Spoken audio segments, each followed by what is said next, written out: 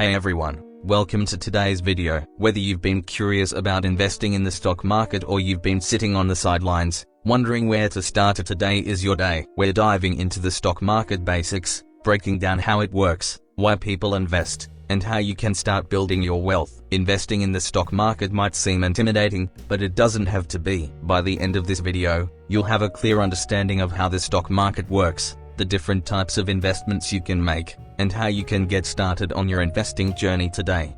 So if you've ever thought about making your money work for you, or if you just want to get ahead financially, this video is exactly what you need. Let's get started. What is the stock market? First off, let's break down what the stock market is. You've probably heard the term before, but do you really understand what it means? The stock market is a place where buyers and sellers come together to trade ownership in public companies. When you buy a stock, you own a small piece of that company, and as the company grows, your investment has the potential to grow as well. For example, if you buy shares of a company like Apple or Tesla, you're essentially purchasing a small stake in that company. As those companies make profits, the value of your shares might increase, and you may even receive dividends or payments from the company based on its profits.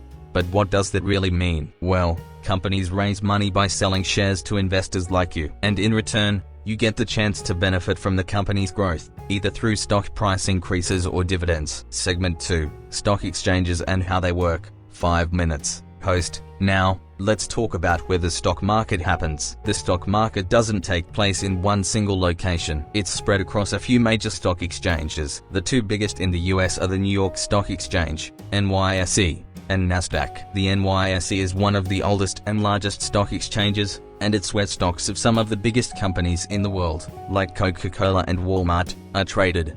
NASDAQ is an entirely digital exchange where companies like Amazon, Microsoft, and Facebook are listed. Unlike the NYSE, there are no physical trading floors at NASDAQ. Everything is done electronically. So, think of a stock exchange like a huge marketplace, where buyers and sellers meet to make deals. But instead of buying fruits or clothes, you're buying shares of companies. Types of stocks and investment vehicles. Now, let's dive into the types of stocks and other investment vehicles you can buy. You might have heard of terms like growth stocks, value stocks, and dividends, but what do these really mean? Growth stocks. Growth stocks are shares in companies that are expected to grow at an above-average rate compared to other companies. These companies typically reinvest their profits into expanding their business, so they don't usually pay out dividends. Instead, their stock price increases over time, allowing investors to sell for a profit. For example, Tesla has been a growth stock. Its stock price has grown dramatically over the years because the company is innovating and disrupting the automotive industry.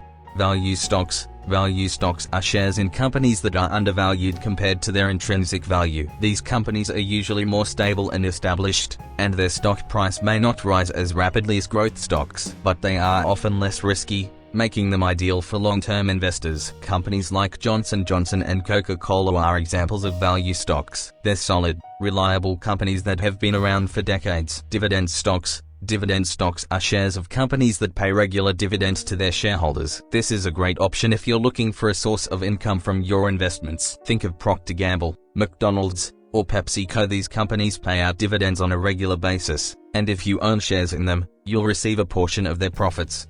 Exchange-traded funds, ETFs. ETFs are a basket of different stocks that track an index like the S&P 500. Instead of picking individual stocks, you're investing in an entire market sector. This offers diversification and helps lower risk. ETFs are a great option for beginners because they allow you to invest in a variety of stocks with one purchase. The importance of diversification. Speaking of diversification, let's dive deeper into why it's so important. Diversification is one of the fundamental principles of investing. It means spreading your investments across different sectors, asset classes, or regions to reduce risk. The goal is to avoid putting all your money into one single investment or market. Let's say you invest all your money into a single stock. If that stock crashes, you could lose everything. But if you diversify and invest in a range of stocks, bonds, ETFs, and maybe even real estate, if one investment drops in value, the others may hold steady or even increase.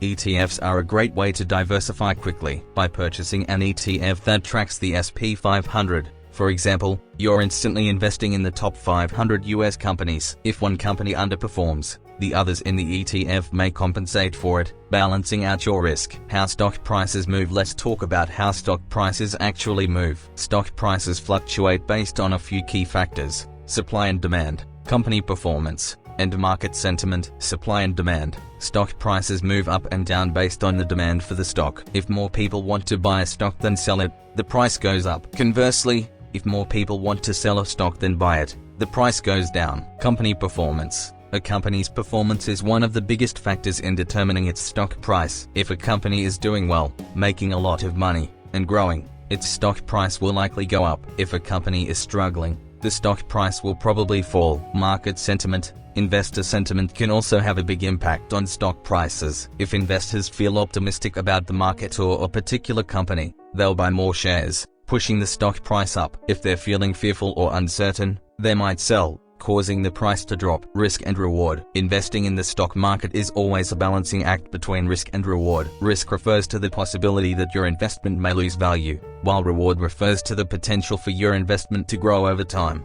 Generally, the higher the risk, the higher the potential reward, and vice versa. For example, investing in growth stocks or startups may carry high risk, but it also comes with the potential for large returns. On the other hand, value stocks or dividend-paying stocks tend to be more stable and safer but may offer lower returns in the short term. As an investor, your goal is to find a balance that matches your risk tolerance or the level of risk you're comfortable with. If you're just starting out and have a long time horizon, you might want to take on a little more risk with growth stocks. If you're closer to retirement, you might want to lean towards more conservative investments. How to start investing. Now that you have a solid understanding of how the stock market works and the different types of stocks you can invest in, let's talk about how to start investing.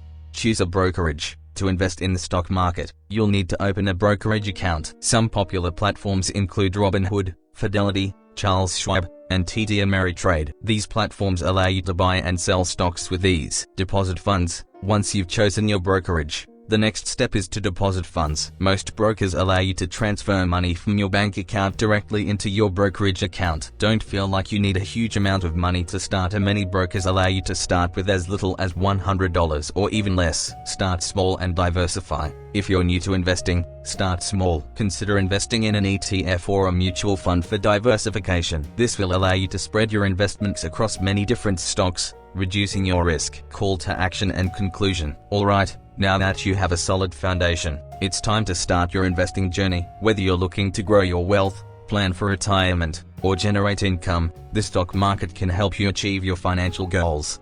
Remember, investing is a long-term game. Start small, stay patient, and stay consistent. And most importantly, don't forget to keep learning. The more you understand, the better your investment decisions will be. If you found this video helpful, don't forget to like, share, and subscribe, and leave a comment below if you have any questions about investing or the stock market. I'll be happy to help. Thanks for watching, and I'll see you in the next video.